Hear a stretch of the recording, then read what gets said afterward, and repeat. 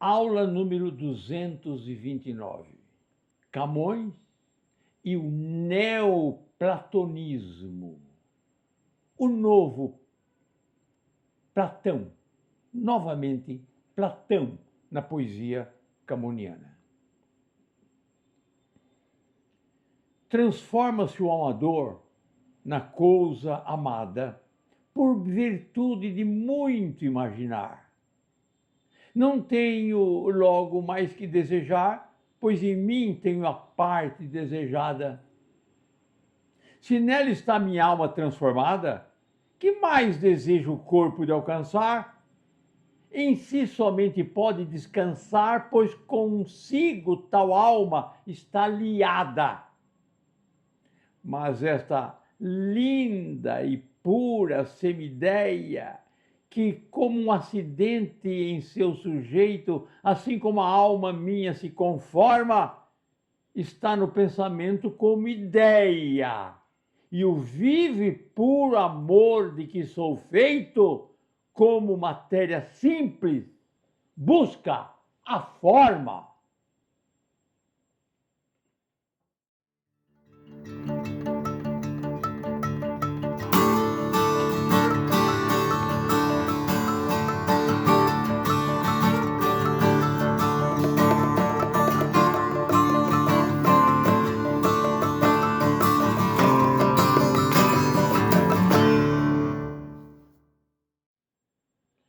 Nestas últimas aulas, o tema foi transformar os sonetos, ou melhor, classificar os sonetos camonianos em tema.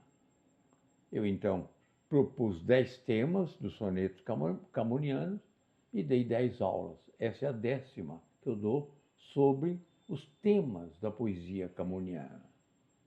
Já falamos da saudade, da natureza, os conflitos pessoais do poeta. Agora, o neoplatonismo, a teoria de Platão na poesia camoniana.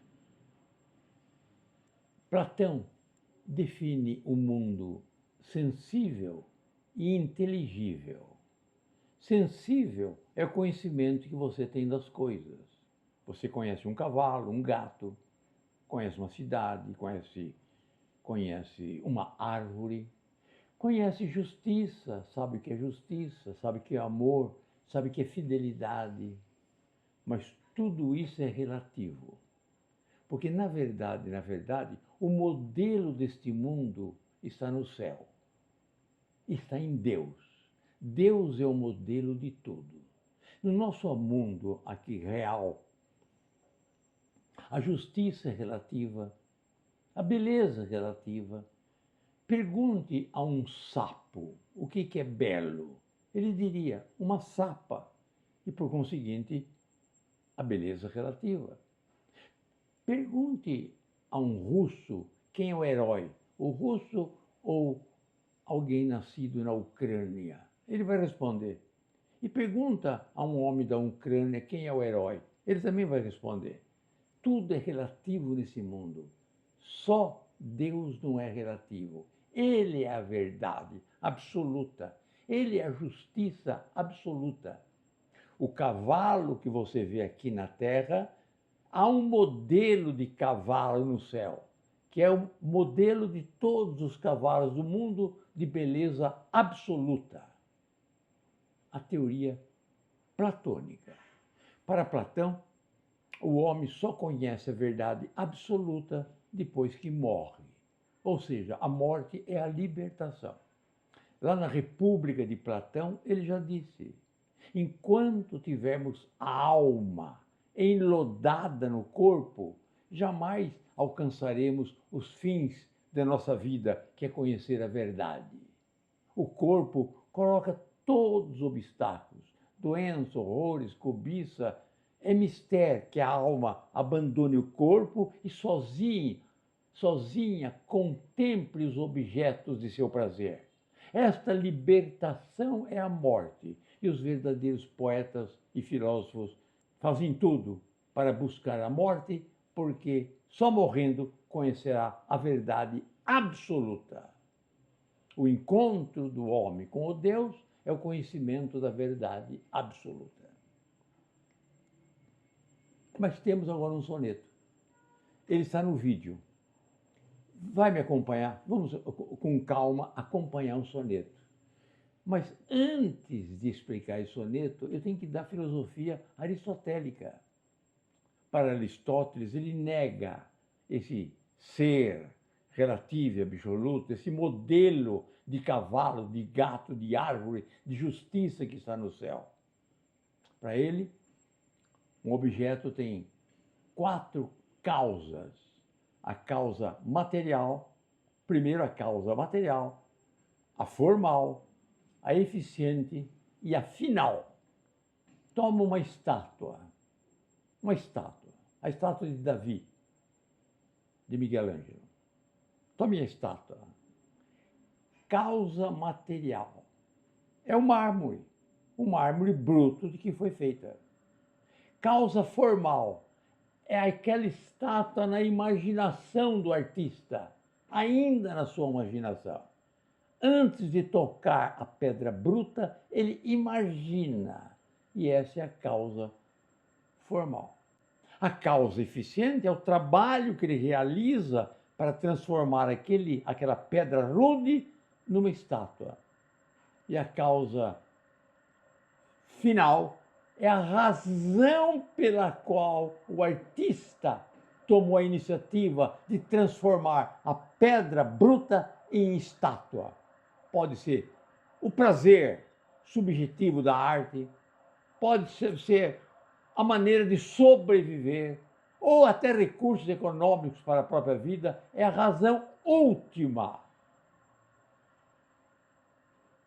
da criação da obra artística. Se você percebeu, então, Platão e Aristóteles, vamos ver, então, o soneto de Camões. Ele está no vídeo. Segue comigo. Nos 2 primeiros versos, no primeiro quarteto, nos 2 primeiros versos, transforma-se o amador na coisa amada, por virtude de muito imaginar.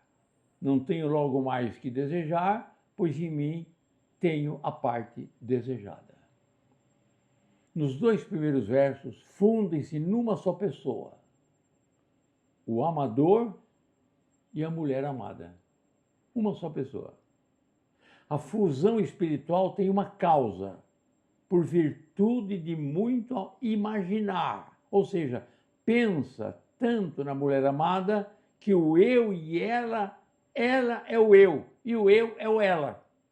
Ainda na primeira quadra, o terceiro verso, uma conclusão, e no quarto uma explicação. A conclusão, revelada pela conjunção logo, é que o amador não pode desejar a posse da amada, pois, vê uma explicação, ele tem nele mesmo a parte desejada. Espiritualmente, ou seja, platonicamente, são uno. O corpo é um obstáculo a essa integração. Contudo, de tanto amar espiritualmente o amador, se transforma na pessoa a quem ama. Eis o ideal platônico. Como amar alguém se alguém é o próprio eu? Ama tanto a pessoa amada que os dois se unem num só corpo e numa só alma. Segundo quarteto. Se nela está minha alma transformada, que mais deseja o corpo de alcançar? Em si somente pode descansar, pois consigo tal alma está ligada. Vamos ver? O segundo quarteto desenvolve a ideia já manifesta na quadra anterior. Insiste o autor, se o poeta é ela e ela é o poeta, que mais pode desejar? Não a pode desejar porque ela está liada, unida, ligada a ele. Vamos ver os 2 tercetos finais. Mas esta linda e pura semideia, semideia é uma semideusa, esta linda e pura semideia, que como um acidente em seu sujeito, assim como a alma minha se transforma, está no pensamento como ideia, e o vive por amor de que sou feito, como matéria simples, busca a forma. É o terceiro. Aparece uma diversativa muito expressiva. Aliás, toda diversativa, quando aparece, alguma coisa de estranho aparece. Aquele rapaz é muito inteligente, muito culto, mas, esse mas é preocupante. É preocupante. Nunca imaginei que houvesse um professor tão eficiente na minha vida, tão correta, tão leal, tão correto, tão leal, mas. Então lá vem o mas. Uma conjunção adversativa, mas. Se é adversativa, o poeta vai negar aquilo que afirmou nos dois quartetos. Muda-se de repente o conceito do amor. O poeta abandona Platão e fica com Aristóteles, a forma e a matéria. Esta linda e pura mulher está no pensamento enquanto ideia, como a estátua de Miguel Ângelo está no pensamento como ideia, ainda perfeita no pensamento. Se vive o puro amor, amor platônico, não pode descansar em si, há de buscar uma forma de realizar a satisfação do desejo, o amor carnal, que é a realização do próprio amor. Miguel Ângelo busca a estátua que tem na mente, na forma, da matéria para a forma, e ele busca a realização do amor na relação sexual com a amada. Assim, o soneto apresenta dois polos: o amor ideal, platônico, e o amor físico, carnal. Quer o primeiro, não consegue. Quer o primeiro nos dois quartetos, não consegue. É atraído nos dois tercetos, é atraído inexoravelmente pelo segundo. Lê-se o platonismo em dois momentos. Platão, no primeiro momento, o poeta se identifica com a amada pela imaginação, como Miguel Ângelo imagina a estátua pela imaginação. Onde está isso no soneto? Eu vou ler. Acompanha comigo. Transforma-se o amador na coisa amada, por virtude de muito imaginar. Se nela está minha alma transformada, que semideia como um acidente em seu sujeito, assim como a alma minha se conforma.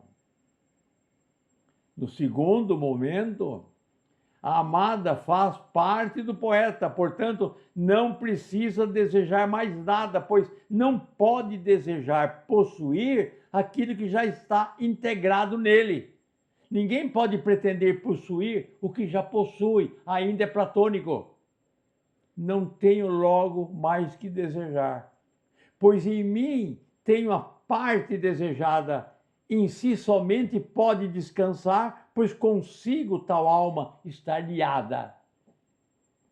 Leia agora o amor carnal. Eu vive puro amor de que sou feito, como a matéria simples busca a forma, como em Aristóteles. Vou ler a opinião do professor Antônio José Saraiva, um estudo de antologia que ele tem. Ele interpreta assim esse poema. A tese de que o amante se transforma no amado é essencial na literatura amorosa e mística. Diz Eurípides que o amante vive em corpo de outro. Cita Leão Hebreu. E Heitor Pinto diz o seguinte: São Dionísio diz que o amor transforma o amante no amado. A sentença não falta em Petrarca. Ela é, com efeito, consubstancial a toda a teoria platônica e mística do amor, especialmente sob a forma petrarquista. Aliás, Petrarca tem um poema que ele intitula L'amante nel amato se transforma. O amante na amada se transforma. Talvez Camões foi buscar nele a inspiração para esse poema. Nesta identificação do amador com a beleza amada, consiste justamente a virtude do amor, porque é por ela que o amador se eleva a um grau superior de perfeição, participando na realidade espiritual que se esconde sob o véu da beleza terrena, no amor humano ou na própria divindade, no amor místico. Mas trata-se de uma participação toda espiritual, uma participação em Deus ou na ideia incompatível com a satisfação da carne. Está no pensamento como ideia. Se é assim, pergunta Camões, por que não repousa em si próprio o corpo da amante? Não está nele a coisa amada como o acidente, incluindo no sujeito, ou, por outra palavra, como atributo na substância? Não são o amante e o amado uma só coisa no mesmo corpo? Não é o corpo da amante a sede da alma da amada em que ele se transformou? Que mais pode desejar o corpo de alcançar? Mas deseja. Esta é a realidade empírica que para Camões põe todo o problema do amor. E para integrar numa construção lógica, socorre-se ele das categorias aristotélicas de matéria e forma. A matéria, como diz o filósofo, apetece todas aquelas formas de que está privado. Também a propósito do amor, segundo Aristóteles, a matéria é a essência virtual que só se realiza mediante as formas. Para Camões, o amor mental é tão só matéria virtualidade, apetência. E para que o amor saia da mera virtualidade, tem de realizar-se corporealmente. O que o amor é a ideia do amado vivida pelo amante, contraditada pela experiência. Que mais deseja o corpo de alcançar? Pergunta. Suscita uma tentativa de síntese lógica da inspiração aristotélica. Síntese, aliás, ilusória, porque a probabilidade do amor está inteiramente fora do empirismo aristotélico. O fato é, todavia, que partindo de Platão, com Camões vai ter a Aristóteles no final do soneto. Vale a pena ler o soneto novamente. Platão e Aristóteles. Os dois quartetos é platônico, os tercetos são aristotélicos. Ouça novamente, leia comigo, leia comigo. Transforma-se o amador na coisa amada, por virtude do muito imaginar. Não tenho logo mais que desejar, pois em mim tenho a parte desejada. Se nela está a minha alma transformada, que mais deseja o corpo de alcançar?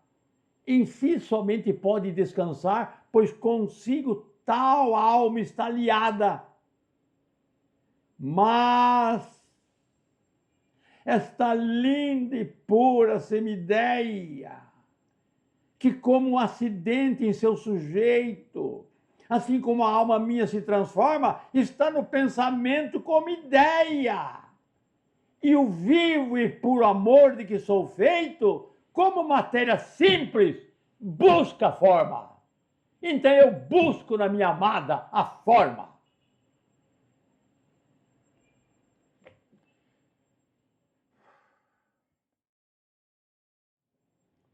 Resposta aos exercícios que eu propus no vídeo anterior. Vocês foram chamados a interpretar um poema de Camões, Como se me alonga de ano em ano. Lembra? Alternativa A responde a questão número 1. A letra B responde a questão 6, 7 e 12. A letra C responde as questões 2, 4, 8, 11 e 13. A questão D de dado responde às questões 5, 10 e 14. E de elefante, 3, 9 e 15. Esta é a resposta aos testes que eu propus à aula passada. O que nós estamos estudando hoje? Camões e o neoplatonismo. Novamente no Renascimento, as ideias de Platão, tal qual vimos nesse soneto. Vamos ver um outro. Pede-me o desejo, dama, que vos veja. Não entende o que pede, está enganado. É esse amor tão fino e tão delgado que quem o tem não sabe o que deseja. Não há coisa a qual natural seja que não queira perpétuo seu estado. Não quer logo o desejo, o desejado, porque não falte nunca onde sobeja.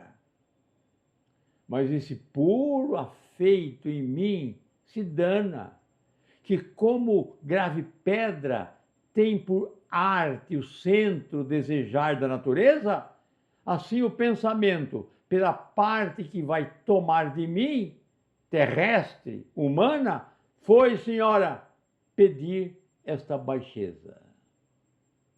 O soneto eu coloquei no vídeo e você me segue. Com calma, com calma. Primeira quadra.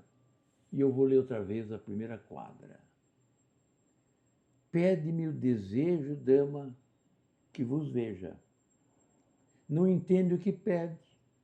É o desejo, não entende o que pede. Está enganado.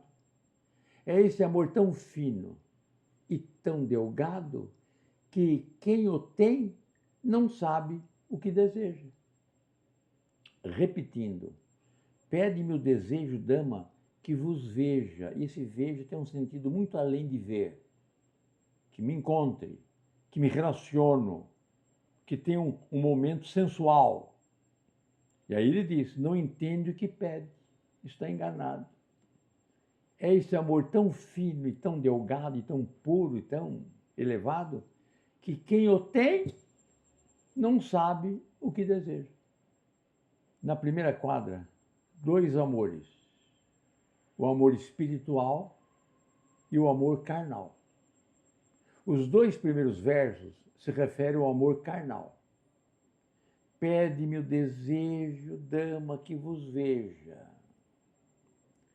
Tome-se aqui o verbo ver como possuir, passar ao contato físico. Contudo, seu amor é tão especial, tão fino e delicado, que jamais poderá realizar-se através da posse carnal. É esse amor tão fino e tão delgado que quem o tem não sabe o que deseja. Não há coisa a qual natural seja que não queira perpétuo seu estado. Não quer logo o desejo, o desejado, porque não falte nunca onde sobeja.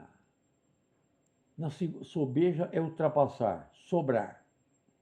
Na segunda quadra, o autor desenvolve o que disse na primeira.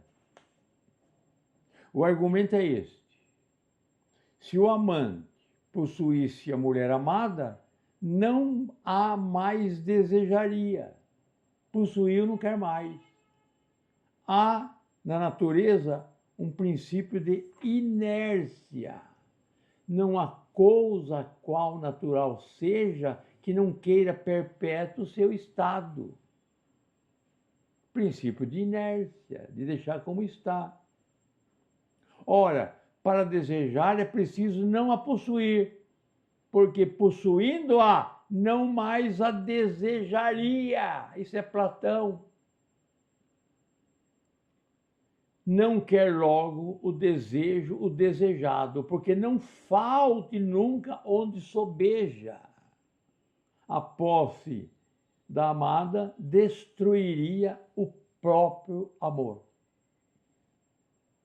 Ideia, amor ideológico, ideal, platônico. Esse é o amor platônico. Quando se diz que entre mim e ti apenas um amor platônico, é esse amor espiritual, sem o contato físico. Nos dois tercetos, vamos ler os dois tercetos, vamos ver a conclusão dele. Mas esse puro afeito de mim se dana, que como a grave pedra tem por arte o centro desejar da natureza, como toda pedra sofre a lei da gravitação, ou seja, cai a gravidade, assim o pensamento, pela parte que vai tomar de mim, terrestre, humana, foi, senhora, pedir esta baixeza. Então vamos ver. A conjunção coordenada mas aparece novamente. Mas já indica que algo contraditório ao que se disse na quadra vai se manifestar. A pedra é atraída pela terra e o poeta, tal qual o fenômeno natural, é atraído sexualmente pela amada. Assim, aquilo que o poeta admite teoricamente amor espiritual é negado pela sua experiência de amor carnal. Como a grave pedra tem por arte o centro desejar da natureza, assim o pensamento foi, senhora, pedir essa baixeza, que é a relação sexual. Querendo-a carnalmente nos tercetos, já que é impossível retirar esse desejo, nomeia essa vontade de baixeza, baixaria. Duas forças contraditórias se debatem. O ideal platônico exige o amor contemplativo. A experiência da vida leva-o, tal qual a pedra é atraída pela natureza, ao amor heróico. Heróico e sensual. Parece inevitável que os amantes, ainda que iniciem a vida separados, acabem inexoravelmente unidos eroticamente. A pedra dirige-se ao centro da natureza. Isso é inevitável. O amante é atraído pelo corpo da mulher amada. Isso também é inevitável. O vocabulário usado pelo poeta é simples, contudo merece esclarecer algumas palavras. É esse amor tão tímido e tão delgado. Delgado é delicado, contemplativo. Pois não falte nunca onde sobeja, ou seja, onde há em excesso, fartamente. Mas esse puro afeito em mim se dana, sentimento, afeto, se corrompe. Está aí outro poema platônico. E ainda com a própria conjunção mas para iniciar os tercetos. Ama platonicamente a mulher. Esse é o amor puro que ele declara. Mas como a pedra é atraída pela terra, pela força da gravidade, ele também é atraído por ela e pede desculpa dessa baixeza. Mais um poema platônico. Em um batel que com doce meneio o aurífero Tejo dividia, vi belas damas, ou melhor, diria, belas estrelas e um sol no meio.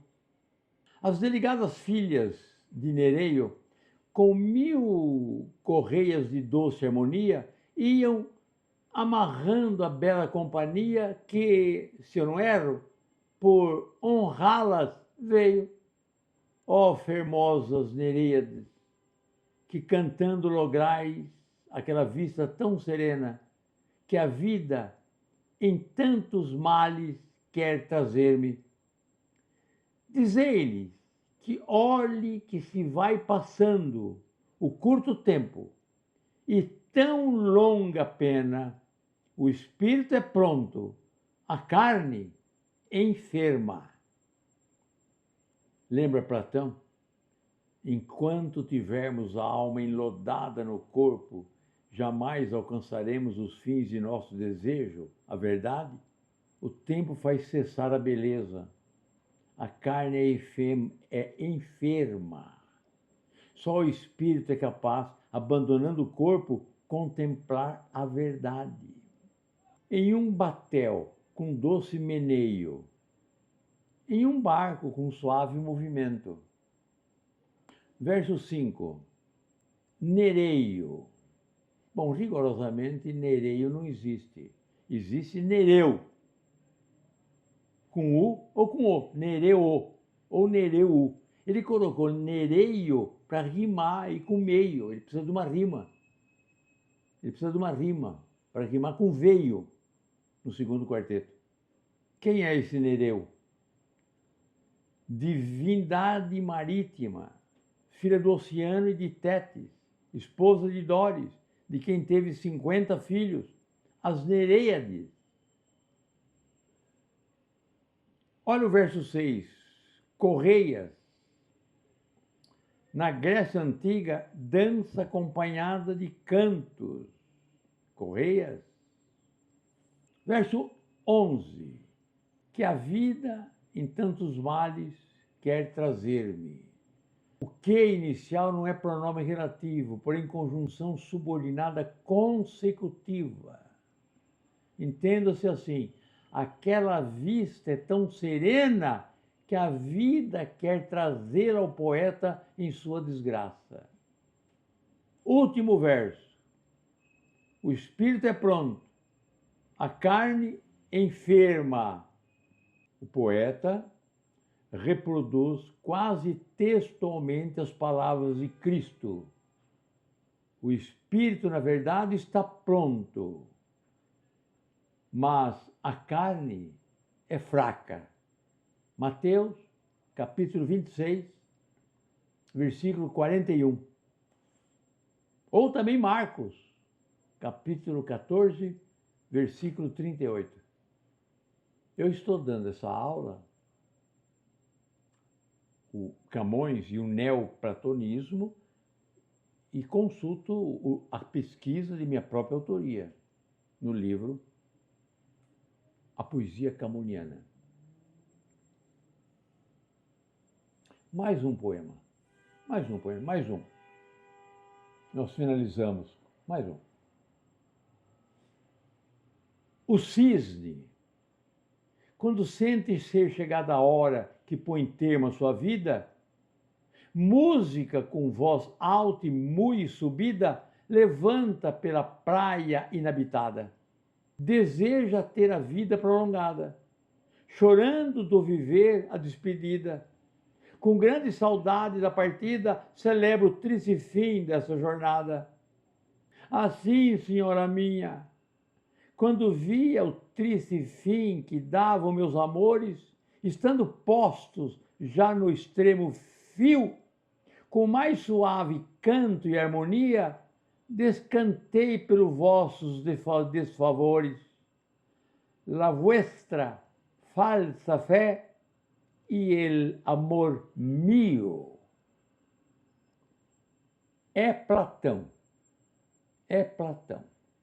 O canto do suave cisne, isso é platônico. Isso é Platão agora que está falando. O canto do suave cisne no momento que lhe antecede a morte. O poeta, ele buscou essa imagem em Platão, porque conhecia Platão profundamente. Contudo, aproveitou um sentido diverso Para Platão, o cisne canta alegremente antes de morrer, porque vai ao encontro com a verdade, vai ao encontro com o infinito, vai ao encontro de Deus, que é a pura verdade e a pura realização, sem nenhum relativismo, é absoluta justiça, absoluta verdade. E ele canta. Lembra? Enquanto tivermos o corpo enlodado na lama, né? Enlamado, jamais alcançaremos os fins de nossa vida, que é a verdade. Então, o cisne canta porque encontrará a verdade. Mas aqui, para Platão, o canto do cisne é alegre, que antecede a morte, porque se aproxima o momento do retorno ao seio de Deus. Quando, porém, os homens receiam a morte, falsamente acusam o cisne de chorar, lançando um canto doloroso. Isso é que diz Platão. Os homens que inventaram que o cisne chora, ele canta. É evidente que o poeta tomou o canto do cisne num sentido diverso do canto de Camões. Para Camões, o cisne canta porque não encontra a felicidade. Para o poeta, o cisne canta ou chora porque está encontrando a morte. Olha no verso 13. Descantei,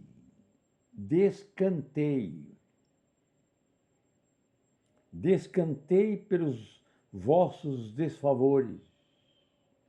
É cantar ao som do descante.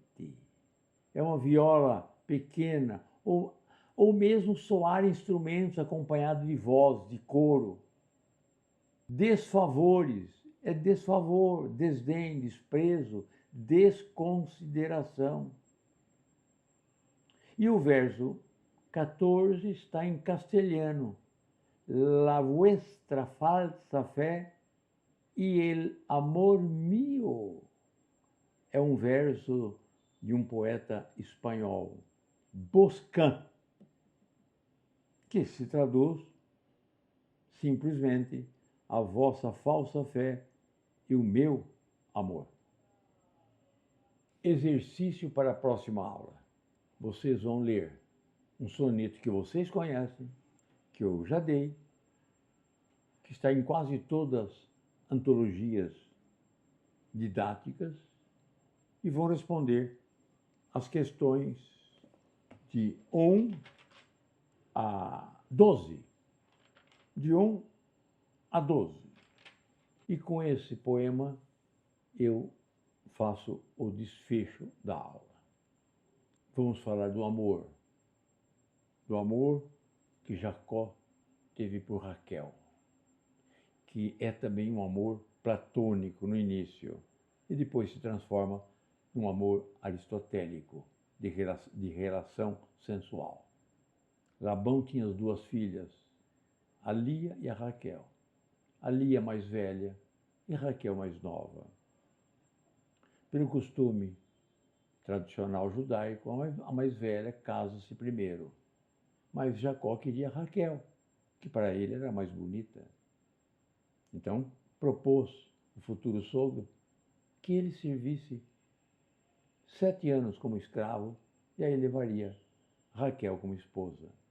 Ele serviu 7 anos, mas chegando ao final dos 7 anos, ele lhe deu a Lia e não a Raquel, que era prometida. Serviu mais 7 anos para conseguir o amor de Raquel. É isso que está na Bíblia, o livro mais lido na humanidade. Neste mundo, o livro mais lido é a Bíblia.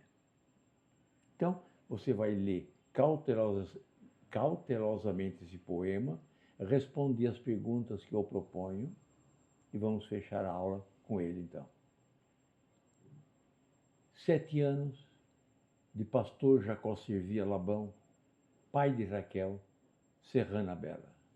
Mas não servia o pai, servia a ela, que a ela só por prêmio pretendia.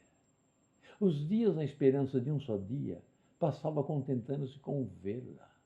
Porém o pai usando de cautela, em lugar de Raquel, lhes dava Lia. Vendo o triste pastor, que com enganos assim, lhe era negada sua pastora, como se a não tivesse merecido, começa a servir outros 7 anos, dizendo, e mais servia, se não fora para tão longo amor, tão curta vida. A minha pátria é a língua portuguesa.